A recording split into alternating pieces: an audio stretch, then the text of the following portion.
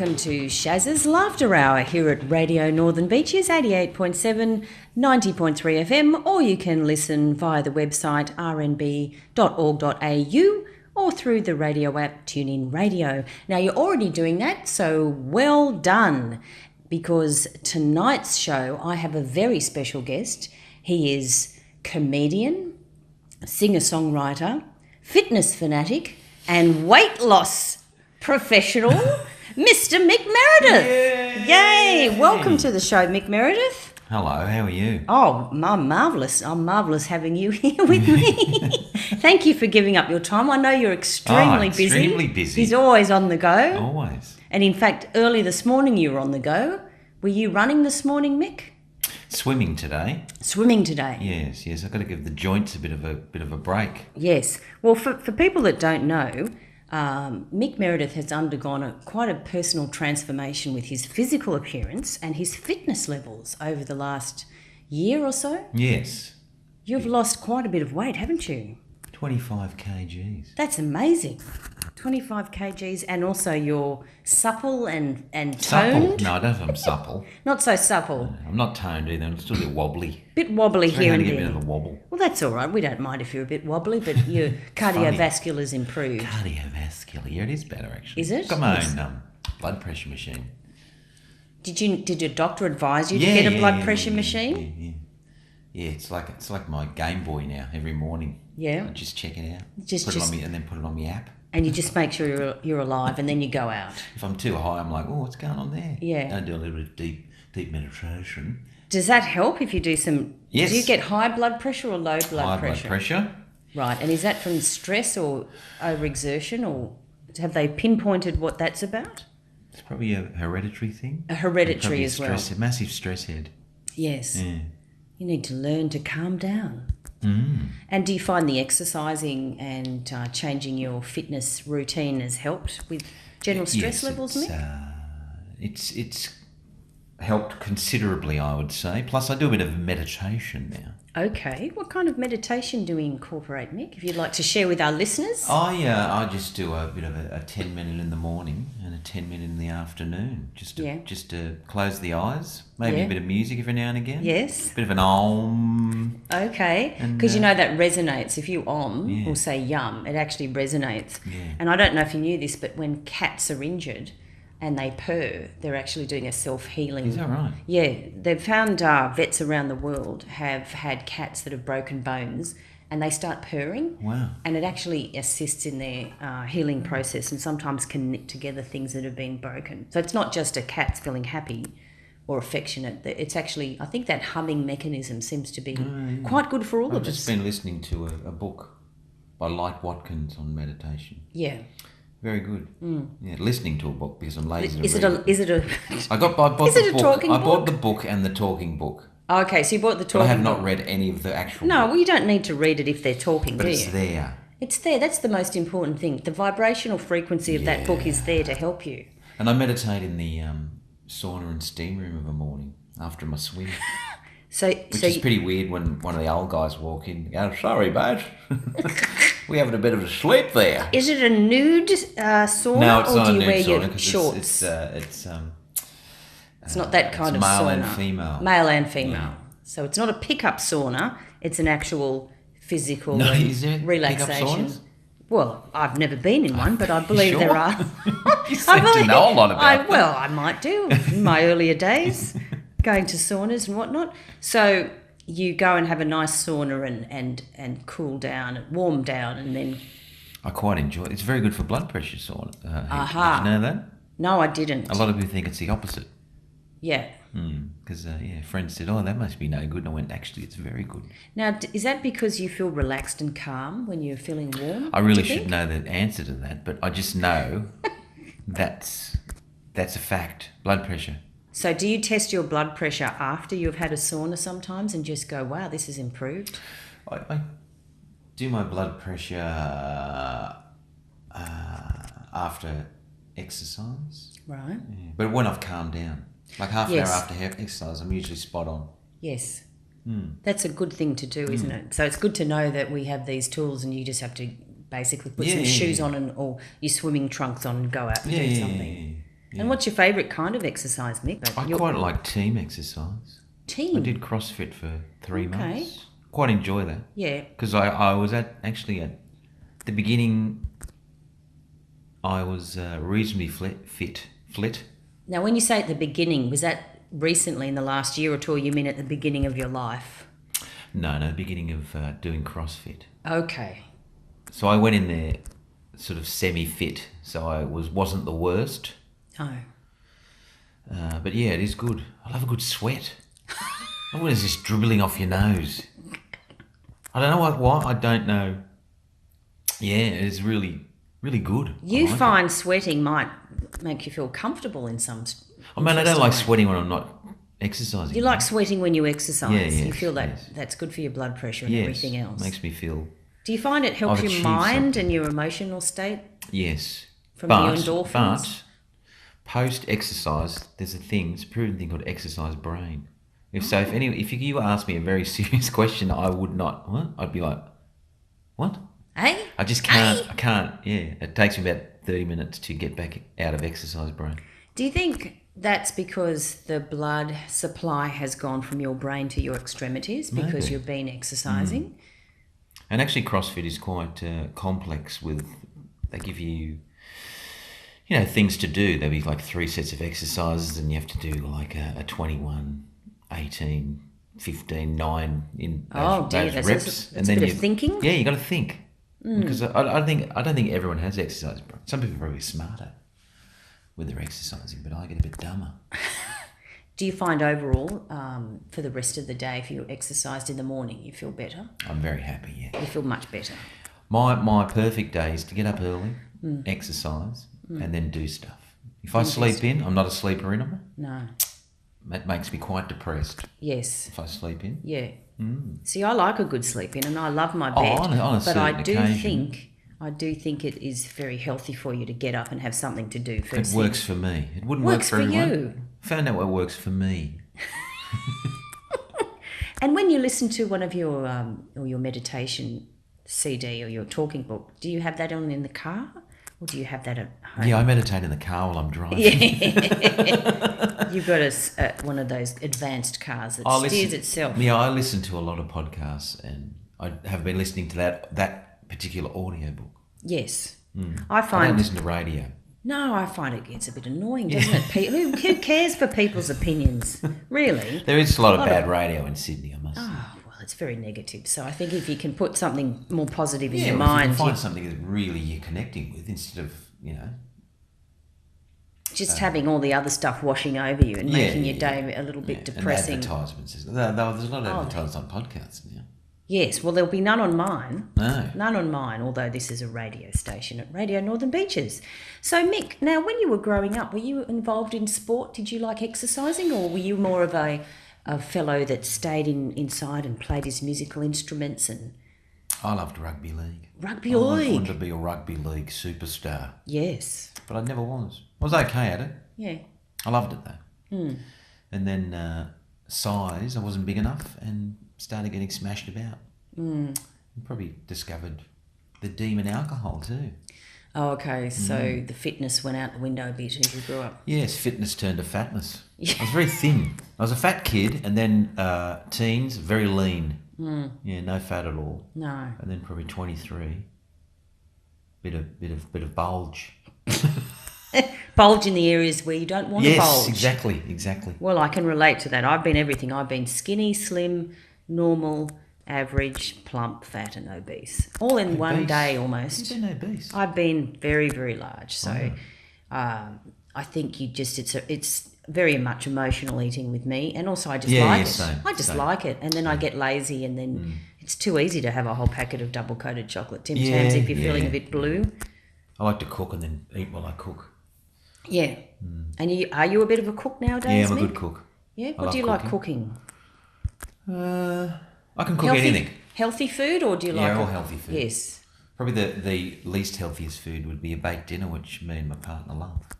Yeah, I guess if you use healthy oil with it, that's not too bad. I'm trying not to cook with any oil anymore. Yeah, you don't need it, do you? Apparently oil is one of the worst things for you. Yes. I know, I mean, and all these ketosis people would disagree because they love their coconut oil and butter. Yeah. Well, But, I think everyone has a different opinion on that. Yes, it's what did I read the other day? It was the density of what it is. Of the oil? Yeah. And also when it's heated, does it sometimes become, it has a smoke point, and then beyond that it's not very healthy? Is that right? Is that right? Oh, I didn't know. I think olive oil, good quality olive oil, particularly if you can get organic on your food and it's like a salad or something, or on cooked carrot, I think it brings out the carotene and the tomatoes. If you put some oil on cooked tomatoes, it brings out the lycopene. Yeah, well, I think it's impossible to not cook with oil all the time, but I'm trying to do a month without oil or limited oil and see if it... Because I just can't get past a certain weight. Got to get below 90. Do you really need to do that? Or you just feel I do like running, which is, my doctor said you shouldn't do. Oh, is that, do you have to wear a knee brace or something I have been getting some knee injuries. But, yeah, I reckon if I got on under 90, there'd be less injuries. Because you don't want to stimulate any of your old football injuries from teenage years, do you? Yeah, I didn't really have any. No. I got through quite unscathed. Well, that's marvellous. Have you heard about magnet therapy with, if you have a knee brace or wristband or whatever, people sometimes buy magnets and the magnets are embedded in those braces and they seem to help. Oh, I don't know. I'll try anything. You could look it up. I do love a bit of a new fad or, you know. Well, that's it. I mean, with any sort of... with any exercise, food, oil, any therapies like that, it seems to go in a cycle where it's good 1 year and the following year it's terrible. That is weird, isn't it? So something was a superfood, now it's just grass. Well, pasta's in again. Did you know that? Pasta's in for... Well, I'm so glad. For athletes. But what else did they eat? Didn't they always eat pasta and potatoes? No, but it's in vogue now. We can have it again now. But there's lots of different pastas now. There's pasta with brown rice and peas and lentils and just make it look like pasta. You could have cabbage pasta. Could you? I think That'd I've make you seen... fart, wouldn't it? God. Lordy. Not for date night. Date night? Not on your first Tinder date. Save it for the second or third. Isn't that weird? Yeah. Why is that embarrassing? It's just human, natural, normal part of our bodily functions. But that is the point of a comfortableness with your partner, isn't it? When you finally just let it rip. And out comes the sound. But I think it's not the sound, it's the accompanying smell is the worst part. I reckon it's the sound. I think it's the smell because you can make the sound and if there's no smell, it's fine. Yeah, mine don't smell. You can just laugh at it. I don't smell. Although I was with a mate the other day and I did pop off and I thought to myself, that doesn't smell. And then I thought, actually, I think that's a bit whiffy. Yeah. And then he went, oh, let's just go over here because it smells like someone's just died there but didn't know it was me. Because you didn't make the noise. No, well, I did it out of his earshot. I think that's the key then. I'm a sneaky one. Sneaky fluffer. Maybe that's the same sound of name of my next album. Sneaky fluffer. It sneaks up on you. Sneaky fluffer. Yeah, you heard it here first. Mick Meredith, the sneaky fluffer. You heard it here on Shazza's Laughter Hour. Mick Meredith's next featured album. Imagine you can make it sound like other sounds, like a cat meowing. So you could do a whole You bit could do it on all that. the time. Yeah. You could just like rip one out and then goes, do you own a cat? And I went, no, just heard a cat. Did you though? You could be the impressionist farting comedian, couldn't you? I need something. You need a whole new thing. But Mick Meredith, for those that don't know, is a very talented singer, guitar player and songwriter. And you incorporate that in your comedic act, don't you? I do. And you've been doing that for many years. Many years.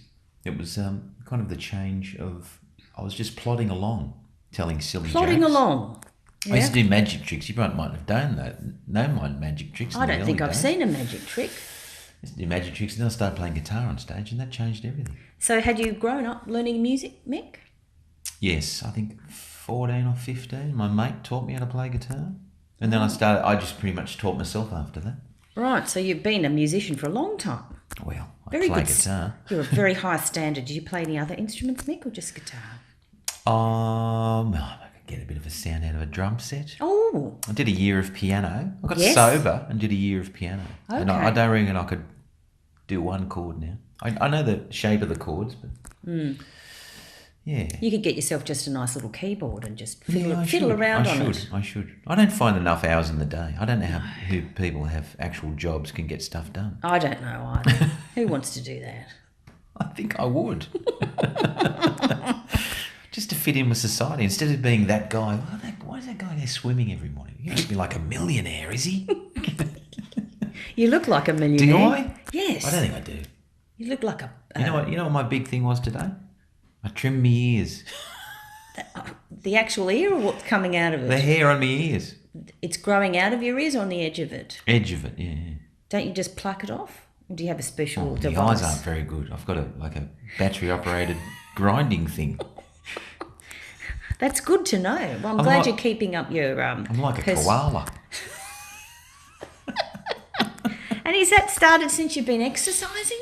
Or is I think it's age. It's aging. You probably got them as well because your hair hanging over your ears. Yeah, that's why I do have my hair Maybe hanging it's over from my your ears. It is my ear hair. I have everything hanging over my face and my ears, and no one knows anything what's going on underneath. And that's the way I like it. Do you like it there? And poor old Mick doesn't have that opportunity unless he wears a hat. But anyway, Mick, so you grew up and you liked rugby league and you learnt guitar. Yes. What else did you like at school? Where did you go up to school? Was it in Western Sydney? Beerong Boys High School, Basil Public Primary School. Right. Didn't like school No. at all. Hated it. Couldn't connect with teachers. I thought I was a weird little kid. Sometimes creative people, when they're children, they are very misunderstood. I was a bit of a sook. Cried a lot. Oh, Very, very shy. Very, very shy. goodness me. Like ridiculously shy, like with men in particular. Male teachers struggled. But if they were a bit groovy and cool and understood the whole creativeness, it was fine. Did you have a nice teacher at school you connected with, a music teacher or someone like that? No. I don't remember any. I think Mr. Courtney in Year 6 was all right. Yeah. Shout out to Mr. Courtney for being all right. He was pretty cool. He was pretty cool. He was like, it was the 70s, so I reckon he had green pants, like hipsters with a white belt. Remember those days? Yes. He was like Starsky and Hutch. All in the one go. Did he have a moustache? No, he had sideburns. Oh, yes. I think he used to perm his hair every now and again. He'd come to school with curly hair. Because we were kids, we were like, why is his hair curly? Only girls do stuff like that. Did he just wake up and his hair was curly? Because you could get a perm in the 70s, couldn't you? You could get a perm in the 70s if you're a man or a woman. Didn't matter. You could do now. Well, you Bring back really... the perm. You should get the perm. I've had a perm. It fell out the next day. I might Doesn't do anything. perm my ear hairs. Make it interesting. No, I can't remember a good teacher in high school. I was given the classic, and maybe I've made this up. I always question this. Mrs. Doolan hated me. Oh. And on the last day of school, she was a science teacher. She said, Michael Meredith, you will never amount to anything. Did the classic. She really did that. She did say that. She must have been an embittered old woman, I think. Hated me. And I didn't understand why she didn't, because I was just a bit of a... I just didn't like school. No. And I didn't muck around, but I'd just sit there and daydream. Yeah. Well, you had... The other side of your brain was in operation by then and it needed to be focused on. But And if one of the other boys would do something funny, I'd be the one laughing the most. Yeah. And get out, Meredith, get out. So was young Meredith the class clown or he just laughed? A class clown. Bit of a class clown as well. I was a class. I understood the whole how good humour was to be popular. Yeah. So I could play football and be funny. It was like a That's double actually threat. That is the double threat. Yeah, and if you could do other things, you'd be a triple threat. Yeah. Yeah. So if I was smart at school, I would have been amazing. But you didn't really try very hard. I guess not. Too busy I couldn't really. Maths, I still can't. I can't understand numbers. maths. I wouldn't have a clue. I think it's like the reverse of, what's the reading disease?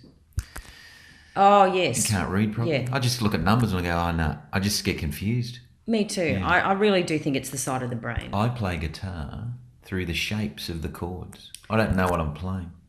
Really? Yeah. So you never had formal lessons? I've had a few lessons, but it confused me even more. So you just need to do your own thing. Yeah. I've got to a point of guitar playing and I've levelled off now. I'm always trying to learn more, but can't remember like I used to. No. Well, I think on that happy note, we might highlight one of your songs Mick Meredith made a wonderful album called Midlife Crisis. What year did that come out, Mick? I think that... Do you remember? About 4 years ago? 2015. You look in pretty good shape there. Yeah, I think I might have photoshopped that. Yeah, well, I love Photoshop. In fact, I'll probably Photoshop our photo that we'll do after this. Yeah, you got to do that. You got all the apps, haven't you? All the gadgets. It's so easy nowadays. You don't have to look like yourself at all. If you turn up to a Tinder date, they don't know who you are. Yeah, because I did a gig last night, and this girl I'd never met, she'd always appear on my Facebook, and I thought, oh, she looks rather lovely. And she didn't look unlovely, but she just didn't look like any of the pictures. I went, yeah, that's right. Because she was that age, like 30-year-old. And yeah, you've done a bit of Facebook plastic. You've enhanced yourself somewhat. Yeah. I actually think the best place to meet someone would probably be at the beach. Yes. You're running out of the water. Yeah. No makeup and your hair's wet. Yep. They can see every lump. Yep. Every bump, every bit of wobbly stuff. Or at the gym. With sweat just dribbling off looking your nose. Hideous. Yeah. And if they like you then, you know you're onto a good thing. Yep. Because if they don't like you after that, you know, there's something wrong with them. But basically, if they like you when you're at your worst physically, they get to know the inner you, don't they, Mick? That's what we want. Yes. So I think we'll fall in love with in the end. Well, that's right. That's what you fall in love with. It's not, all the outer stuff. There's a lot of pressure on people to look so good all the time, isn't there? Yeah. Nowadays. Oh, maybe forever. I think it's always been like that. Yeah. Whatever era we were in. I mean, years ago, women were more voluptuous. And if you were a skinny woman, you would have felt very out of place. And nowadays, it's sort of the opposite. But it does depend from country to country. Yes. Doesn't it? Mm-hmm. If you go to some Pacific Islanders, everyone's nice and sort of large and comfortable looking. You might go to a busier city somewhere in another part of the world and everyone's running around, so they're skinny. Yeah, well, that's very interesting. So I think we might start, because Mick Meredith's Midlife Crisis album is going to be my feature album this week. Lovely. This is wonderful. And I think, seeing we've been discussing health and fitness and losing weight and getting into a good shape, I think I might ask Mick to introduce our first song from his album, Midlife Crisis, Man Boobs. Man Boobs? Yes, I think Man Boobs is a great song. I haven't got Man Boobs anymore. No, did they go? Yeah, I've got a little... What did they do, just shrink? Little perky set just now. They're perky now, like they've got a little implant in. Yeah. That's nice. And did you write Man Boobs from personal experience? I did write Man Boobs from personal experience. And it's very hard to find a subject that's funny. And I always found some people don't find Man Boobs funny. My mate, and I wrote it for the duo I was in it, and my mate Jonathan went, no, we're not singing that song. I said, well, I guess it's not funny. I know Jonathan. Yeah, I don't want... We did a TV commercial I don't together. want Man Boobs. So I'd kept it for my solo act. He's lost it now. Yeah. Lost it forever. Yeah. Oh, too bad, Jonathan. Yeah, so, I actually there's quite a few fans of that song. I think it's tremendous fun because it's honest as well as it's making a point. It's got a good little riff to it too. It does. It chugs along. I was actually listening to it the other day, and I wrote down 2 of the sentences I thought were quite okay. poignant. I'm on the front cover of the Bras and Things catalogue. But you go catalogue. Did I? I did write hog. I was doing my research because I'm, as you know, an award-winning journalist after my letter to the editor and TV soap recently. There was a lot of lines that were left out of that song too. I found that song very easy to write. Like, well, you can't put all of it in. One of my favourite lines that didn't make the cut was, "They shoot me from the neck down on a current affair." You know when they show, have we got an obesity problem? Current affair, and the dun dun dun, the music, and it'd just be like a fat bloke's face blurred out, and he'd be walking through Martin Place with a burger. I know, or Pitt Street. They do that all over the world, and it's kind of mean, isn't it? Because we don't know it's them, but we don't know it's them. But if you saw yourself and went, I had on a yellow top, that's me, and I was eating a burger. I'm the fat bloke right there. You could have hired. That could be another job. If you're a large person, you could just hire yourself out, wear different pairs of clothing, and just be filmed around Sydney or wherever you are with junk food and as the feature fat person. I could have done that. What would you charge an hour? I don't know. I think you'd couple of packets of hot chips. No, you'd get featured extra rates. Paying hot chips. Yeah, no, it's a proper role. You'd be on union rates. I also like the line, they're bigger than my sisters, but not my mother's. Yeah, I like that one too. I think that was the one that Jonathan didn't like. He thought he'd get offended. Yeah. Never be invited back to his mum's for Mother's Day lunch. Yeah. But that is true, isn't it, really? Yeah. Things tend to go a little bit further down to the ground as you get older. I think it's almost a tribute to your mother. Why not? Lovely. She was lovely. Lovely lady. Let's dedicate Man Boobs to your mum. Great. To Big Junie. I'm sure she's so proud. She loved a Monte Carlo, my mum. Oh, a nice biscuit. Monte Carlo. She used to lie on the couch and she used to wedge him behind her bum. No. And she would reach back and eat a Monte Carlo. And you'd just hear the rustle. Or a shortbread cream. Oh, shortbread cream. Did she like an iced Vovo? Or were they too sweet? Well, see, an iced Vovo is not good for on the couch because it goes down your man boobs, down your cleavage, all the coconut.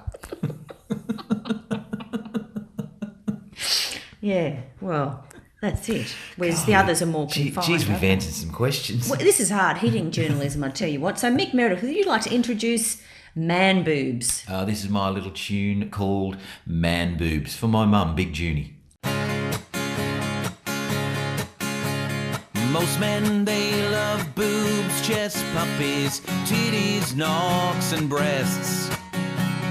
There's a set that men don't like, the wobbly ones that grow upon their chests. Ah, yeah, I got a set myself, and they're not pretty, but they've got appeal. When I take my shirt off at the swimming pool, all the babies think it's time for a meal. Wow, got man boobs, a man delicious and a tartar.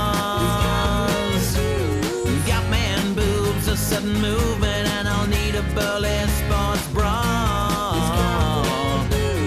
Got man boobs, maybe you got some too.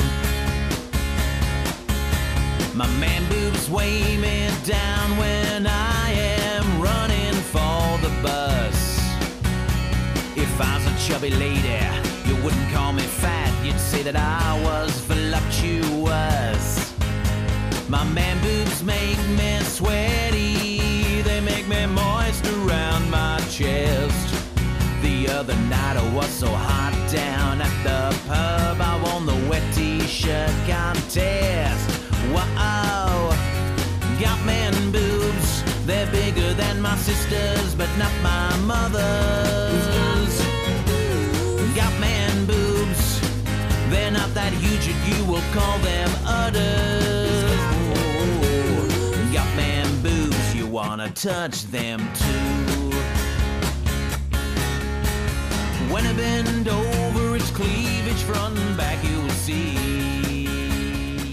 And we're back, and that was Man Boobs by Mick Meredith, dedicated to his lovely mum, and you're listening to Shazza's Laughter Hour here at Radio Northern Beaches. And now we're going to move on from the Man Boobs and to other things, Mick. So what have you got planned for the rest of the year? I know you've got a lot of projects on, and you were talking about another album. Was that your first album, Midlife Crisis? No, I did a live album before that. Yeah. Called Man United. Ah, not so about the soccer team.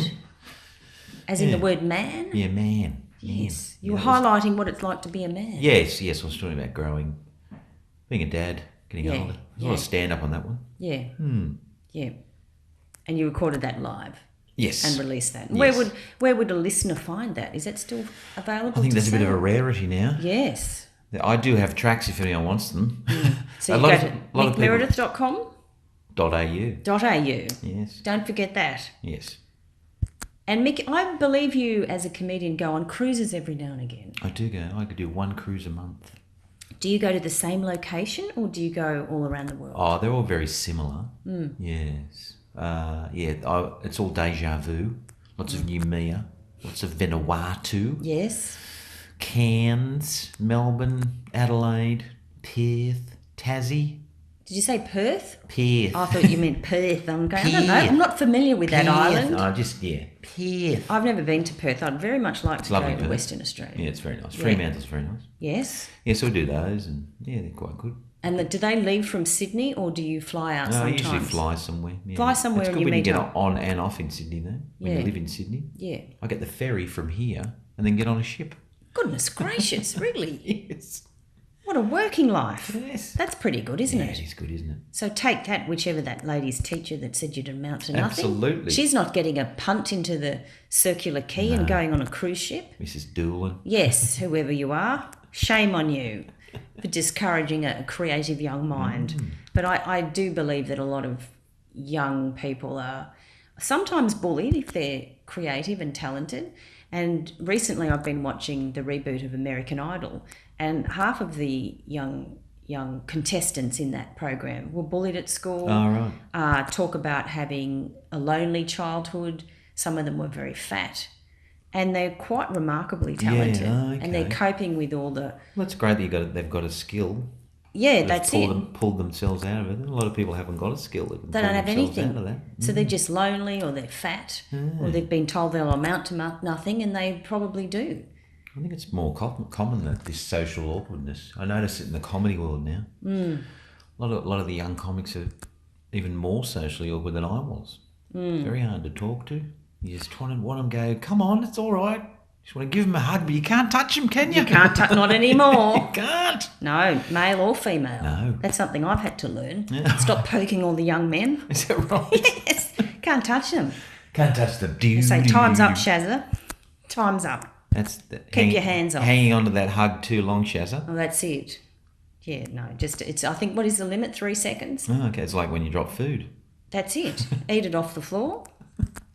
But I believe that if you hug for something like 10 seconds, your brain starts secreting serotonin. Right. I think it's serotonin and possibly also dopamine. And then there's the oxytocin and endorphins more come from exercise, but from the meditation and the relaxation and deep breathing and hugs. When you relax, you're actually doing your health good. Oh, okay. Because that'll be secreted from your brain, and then it helps all your functioning systems like your immune system. That is good news. Yes. So where was your last cruise, Mick? Tell the listeners who don't get a chance to go on cruises. On my last cruise, I flew to Brisbane and we did a comedy cruise where we just drove around. Right. On the boat you were driving around? Just driving around on the boat. We just drove. We drove for 3 days. Just drove somewhere and then come back. So it's like within Australian waters. Yes. They're very popular, the comedy cruises. So they're only for 3 days, 3 nights? They see comedy every day. Wow. And a different act, or do you do 3 different shows? Different shows. Yes. Yeah. You and another act? 5 of us. Goodness gracious. That's a lot, isn't it? Comedy overload. Well, it's like a gala. There is a gala. Floating out of Sydney Harbour. There is a gala. So you have 2 nights and then a gala. Yeah. And you've all done a different show, or even your best of greatest hits? Yeah, I do. I do like a 35-minute show and a couple of galas, and that's tremendous. Do a bit of a Q&A. Do you find that if an audience is paying for a ticketed price, that they're more respectful and they'll be quiet? Definitely, yeah. It's that philosophy of, I'm paying for this, I want to get my money's worth, and I respect the fact that I've paid for this ticket. And if some people do heckle, then you find the people that have paid for that ticket will turn to that person and go, I've paid for this ticket, not to listen to him or her, not you. It's the same principle if you're in a movie. Yeah. And it's pretty easy to just download a movie or watch a DVD rather than go out. So you want the whole experience. And if someone's noisy, puts a bit of a spanner in the works, doesn't it? I like to go to the movies now because no one else likes to go to the movies. Yeah. I like to go to the extreme screen with my son. We went to watch the Avengers. Is that the other day. IMAX? No, not the IMAX. Just a big one at Blacktown. Oh, yes. And it was me and another couple in there. Me and my son. That was it. And that was the new Avengers, which is a blockbuster. Yeah, it was a week after it opened though. But no, a week after is nothing. You think it'd be full up for months. I like that because you can just sit down and you can watch 10 minutes in one seat and go, I might go and sit over there. You can just spread out. Like you're in, you're looking at it from a different angle. Well, some of those Hollywood movie stars have their own screening rooms. Do they? In their mansions. They have like a whole sized Well, I felt like wall. I was in my mansion. That's wonderful. But I didn't have any friends. No, but you had your son. Did he go and move around as well, or did you sit together? He did. He thought it was very funny. Well, I think if you're paying for a ticket, you may as well go around. Dad's Why a bit not? of a weirdo. Did you go and lie in the front row at all? No, that's a big no-no. I remember Hurt your neck, remember? Oh, it's terrible. Many years ago, Pulp Fiction came out, and it was killing it at the box office and killing it on screen as well. And I went with some friends, and I think it was a Saturday night. No seat. We had to sit in the front row. Mm-hmm. So you imagine all that violence right in your face. Right in your face. Plus your neck's all craning back. But nowadays I can't see violent films. I'm too sensitive. Yeah, I'm a bit like that. I'm too sensitive now. I just can't do it. Where did that come from? I think it's from the meditation. Yeah. When you stop drinking and doing drugs and all that sort of thing, you're kind of a little bit more sensitive. Yeah. You can't take it anymore. That's interesting. Oh, you've explained something to me. Well, I've learned something from this challenge. Because I've just been writing a song about IKEA. So I had to Google all the Swedish words. Do you go to the local IKEA? I love IKEA. Yes. Yeah. You're going for a nice hot dog or a meatball? It's hard to get out of though, aren't they? Wow. Once you go in, it's like a maze, isn't it? And it's labyrinth. I've noticed if you go in to IKEA for one particular item, you'll never find that item. But if you go in there with no idea, you'll leave with 17 items. So I think that's a good piece of advice from Mick Meredith. It is. Go in there with an idea. Or go in there with no idea. And then hopefully one of the 17 things that you've wasted your money on will be worthwhile. And also wear comfortable shoes. Yes. And don't have a timeline. No. Don't say I'm popping in for 10 minutes. Don't you lose time in there? You don't know where you are. Yeah. I think that's the whole point of it, isn't it? Just popping in. It's like a whole day out. Have you gone in backwards? No, but I think I will next time. No, I go in backwards. What, you're walking backwards or you're going to the entrance? You walk in backwards. At the exit. And you leave little bits of hot dog and then you come back out the same way. I feel like going there right now. I'm going there after this. I think I'll go too. After I feed me lazy dog Harvey. Yes. I like some of the food from overseas you can get most of it nowadays in shops, Aldi's and places like that. But before it was quite fancy. IKEA, when it first opened, you'd go, I don't know what this looking book is. Yeah, what is that? Yeah, it's a biscuit. It's just a biscuit. It's just a biscuit. Your mum probably would have eaten it if she'd loved a wafer. She loved a wafer. She loved a nice wafer? What are those wafers called? Oh, pink, brown and white. Oh, yes, I know what they were. Did anyone know what those wafers were? Call in now. Listeners, please call in, even if you're overseas. If you're in another country and you know those wafers, they're just like they are just a wafer, aren't they? Wafer. You'd wafer thin. But you'd have it on ice cream too sometimes, wouldn't you? Yes, very sugary. Yes, very sugary. Well, we don't want to have too much sugar. That's it. So, Mick, so you're a comedian, you're a singer-songwriter, very, very good guitar player. Did you ever have singing lessons when you were growing up? I did. Yeah. What was her name? Sally Cooper, I think her name was. Sally Cooper? Sally Cooper.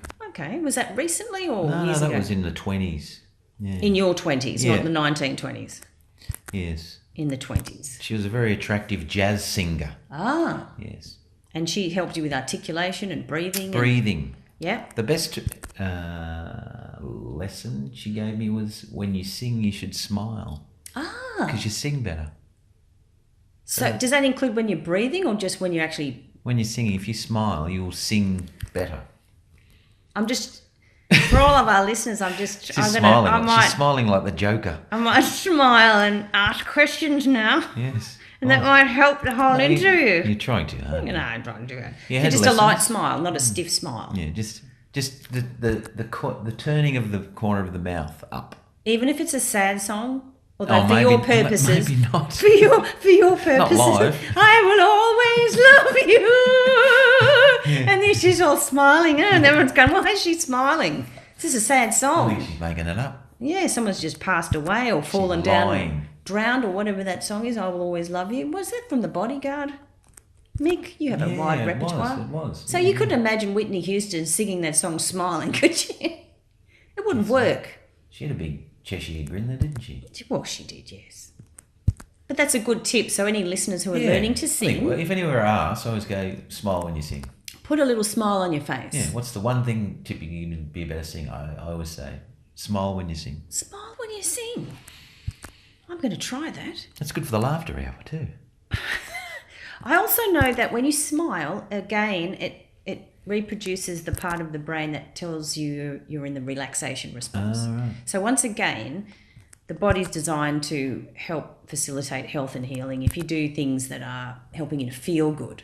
So it's actually a scientific fact. It stimulates the front part of your brain that produces the serotonin and oxytocin. Right. So this is when we're depressed and miserable. Yeah. We feel even worse. I'm not a natural smiler. No. I wish I could smile naturally. People are a bit scared of me. They go, oh, God, he looks cranky. No. I'm going to go and talk to him. Well, you've known me a long time. So I've known you a very long time, Mick. And in fact, we've made a video together. We did. We're going to play that number right now. You were my wife. I was the wife. You were wife. I was the wife. And that song was called Man Flu. It was Man. Did you write that from personal experience? Well, I just thought it was a funny subject. Man flu, because it's factual, especially this time of the year. It is factual. I have read that. A lot of men are getting man flu at the moment. They are. Yeah. And the basis of it is that men's constitutions react differently to the flu virus, is that it? Yes, it's a song about explaining how evil this disease is, and women don't understand it. They don't. No, they don't. They don't appreciate it. And they need to be, if your partner, a male partner, and you're a female and he gets man flu, and the tip is to just strut around semi-naked in front of him. And that'll fix him. That'll fix him right With up. a bit of chicken soup. Bit of chicken soup. Well, soup. I didn't make you strut around in the film clip. No, fortunately it wasn't a nude shoot. Probably best for everyone, really, in this day and age. So, Mick, would you like to introduce your song Man Flu? Here's my little tune from a few years ago. It's a true story. Believe it. It's called Man Flu.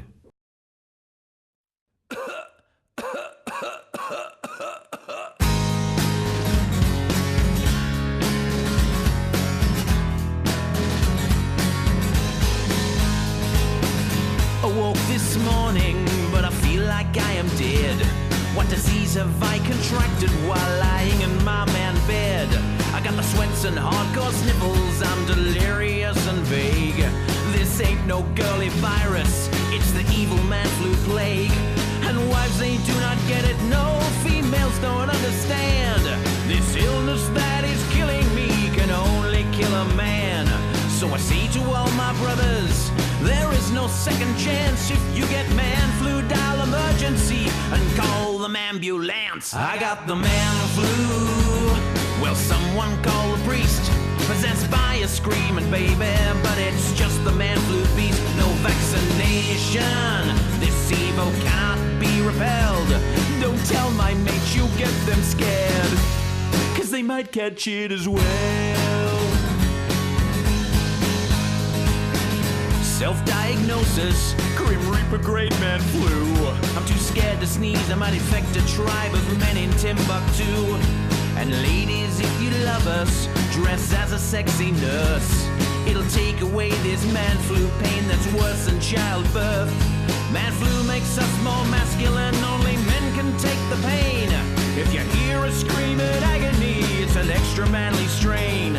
And ladies, bring us soup and man-sized tissues, Panadol. Mop our brows and blow our nose and fetch the remote control. I got the man flu. No, it ain't no common cold. I heard a man, he once survived it, but it's a legend, I am told. A couch vacation, I need to take the week off.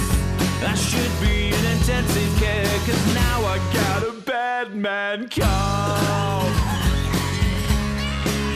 I got the man flu, what'll I do? The odds say I may not pull through, so love me, hug me, medicate and drug me. I got a king-size slab of man flu. Ladies, your job is simple, give us 24 hours care. Rub vapor rub upon our chest and gently stroke our hair. And you will be rewarded, but not from God above. When we get our strength back, you will get 3 minutes of man love. Man flu, it's no girly disease. No ladies could not handle man flu's masculinity. No medication can cure man flu at all. Just read me my last rites and organize my man funeral. I got the man flu. I've got the man flu. I've got the man flu. I've got the man flu. I've got the man flu. I've got the man flu. I've got the man flu.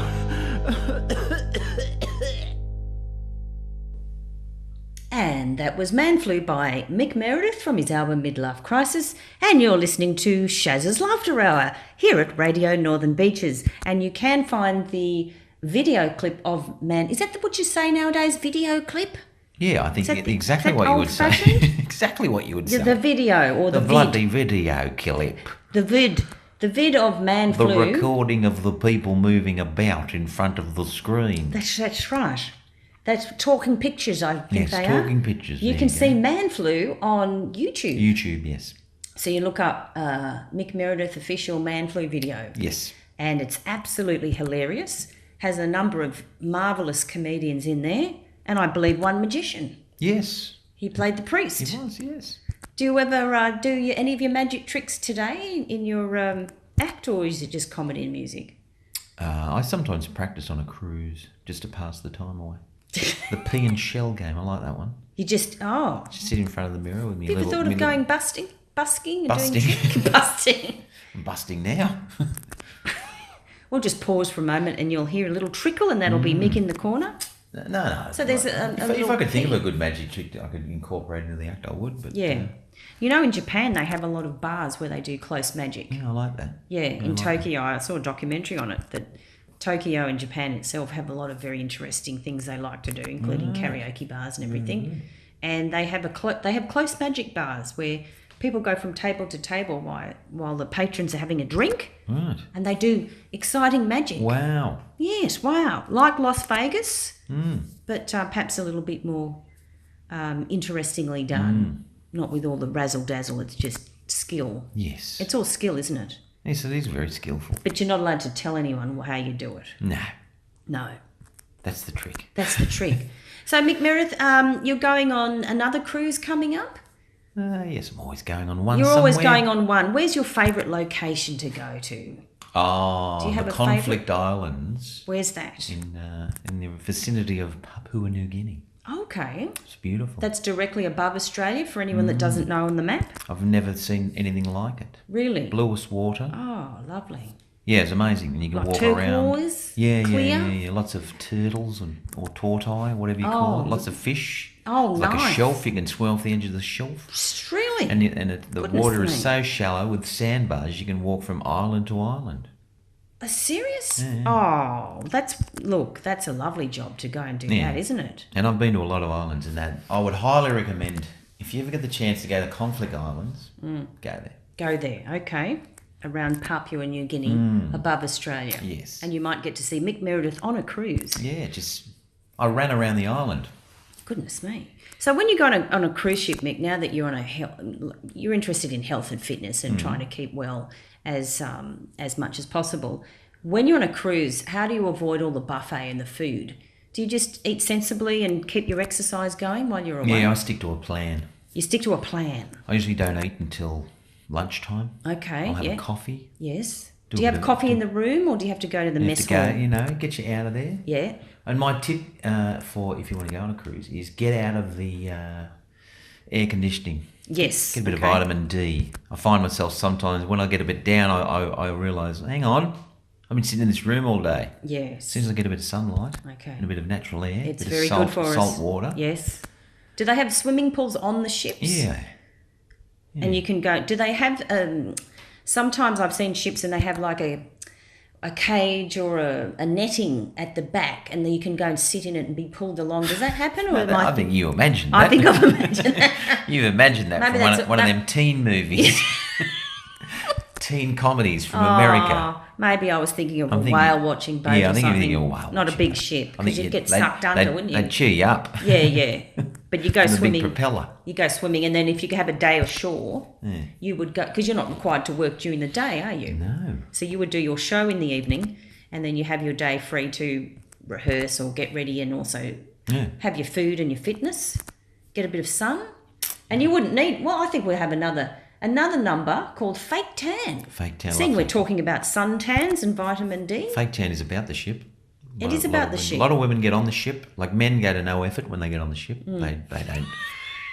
They'll have a plastic bag full of a pair of underpants and some going out thongs, where women will go on a 3-day trip with 8 bags. And they'll get their hair done, they get their nails done, they get their lashes done. Gosh. Get new outfits, get new shoes. Yeah. And then they spray paint themselves orange. Before they even leave. Yeah. So they don't even need the trip, really, because they've already done all that. They're already orange. And it was always also dedicated to my daughter, this, because she loves a bit of a fake tan. She'd go into her bedroom as a pasty white teenager and come out an orange clown. I'm sure she'll love to hear you saying like that an about orangutan. Hopefully she'll never hear this. No. Although I'm sure she knows what your opinion is of it. You can never quite get the fake tan right. Oh, I think they're getting better now. It's pretty good now, yeah. There's always a few streaks and whatnot. I had to fake tan my girlfriend the other day because we went out to a fancy a wedding, and she had a bit of an off-the-shoulder look, and she said, just spray me. And I used to be a spray painter. So I thought, that came in handy, didn't it? So I was spraying her in the bathroom. I was wondering what you were going to say there, spraying her in the bathroom. Then the next morning I walked into the bathroom and there was sort of like a body outline of spray on the floor. I've done a bit of overspray. Uh-oh. So, yeah. How did you get that off? A bit of Ajax or some... Bit of spray and white. Bicarbonate of soda paste. She panicked more than me. I thought it was hilarious. But she said, got to fix this. It's like an outline. It might be there forever. When there's a body and the police have done the outline of where the body was lying. Okay, well, that's nice. I didn't know you were a spray painter back in the day. I was, yes. So you've always got a trade to fall back on. I do, yes. I wouldn't like to go back to that trade. No, of course not. I don't think spray paint or any kind of paint is very good for you to breathe in. No, there's a thing called painter's syndrome. Yeah. For all that. Does it affect their mind and their brain? Yeah. I reckon that's probably why I've got a bit of depression over the years, because I painted for 25 years. And back in those days when you were much younger, they didn't have as much health and safety concerns. Zero. Well, they were zero, yes. So you were in rooms breathing in a lot of toxic stuff, weren't you? I remember climbing up the outside of buildings, just hanging off them. Couldn't do that now. No. It's got to be all encased in a scaffolding. That's all that pesky safety stuff, isn't it? How dare they? How dare they? How dare they try and keep you alive? That's it. Well, we might play Fake tan. Fake tan now. Fake tan. I love fake tan. It's got a good riff, Fake Tan. I think you'll all be up dancing to this one, Fake Tan Everybody, by Mick Meredith from his album Midlife Crisis.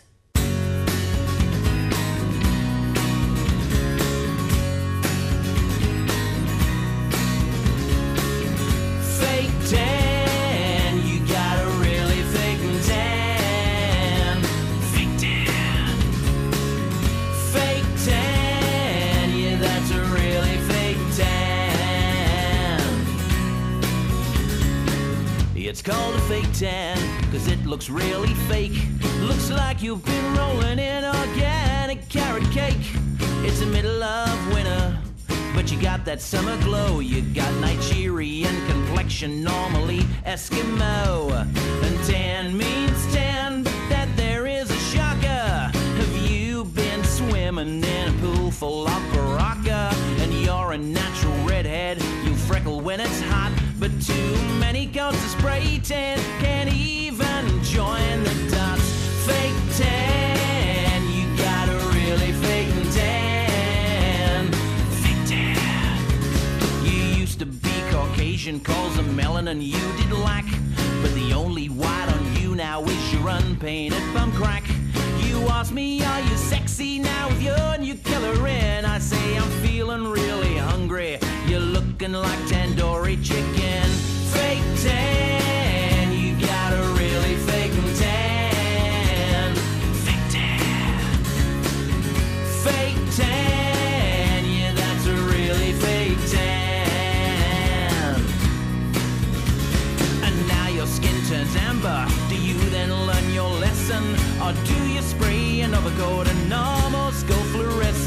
It's streaky, it's blotchy, it emits a bad aroma. I'm worried that you just might get a fake melanoma. You'll have to get a fake scan, maybe a fake operation. Be careful where you sit or you will leave a dirty stain. Never sweat or shower or go out there in the rain. You want the skin of cocoa, but that job's a disaster. You want a caramello, but it looks more like Jaffa.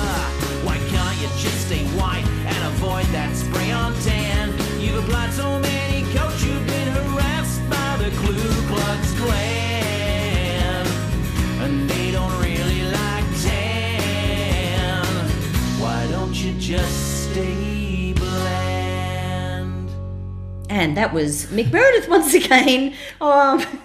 And he's singing Fake Tan. And we're just about to wind up our marvellous interview with my special guest, Mick Meredith. He's been wonderful. I think he has been wonderful. Has it been remarkable? I'd almost say remarkable. Because my lovely partner says that a lot, and it makes me giggle. Because it's not a word. How often do you reckon you've ever used the word remarkable? I think remarkable's like an old-fashioned word, isn't it? You're sort of remarkable. We're watching something, and she went, "That's remarkable," and I just laughed. Because it's a funny word, isn't it? It's nice to know that she has put you in with that word. Yeah. Wasn't talking about me. No. I'm able to remark on that. That's what the word means. Did you know that? You're breaking it down. Remarkable. You're breaking it down. Remarkable. Well, I would say it's been a remarkable time speaking with you, Mick Meredith. Yes. And would like to thank you very much for your time today to be on Shazza's Laughter Hour here at Radio Northern Beaches. It's been remarkable. It has been remarkable. And I'm sure if anyone would like to get in touch with Mick Meredith, you can go to his website, mickmeredith.com.au. Or mick.com.au is much easier to find. And you can find him on Facebook. And I'm on iTunes. And he's on iTunes. You can download that album on iTunes. And you can download the album Midlife Crisis on iTunes. It's remarkable. It's remarkable. It's funny. It's enjoyable to listen to. You'll get a bit of a hoot out of it. Bit of a hoot. Bit of a hoot.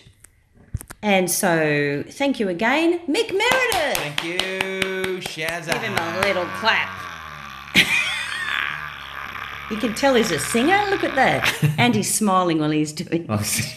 So that's why it sounded so good. Remarkable. So until next week, Shazza's Laughter Hour will be back 6 to 7 p.m. on Thursdays here at Radio Northern Beaches 88.7, 90.3 FM, or you can listen through the website at rnb.org.au.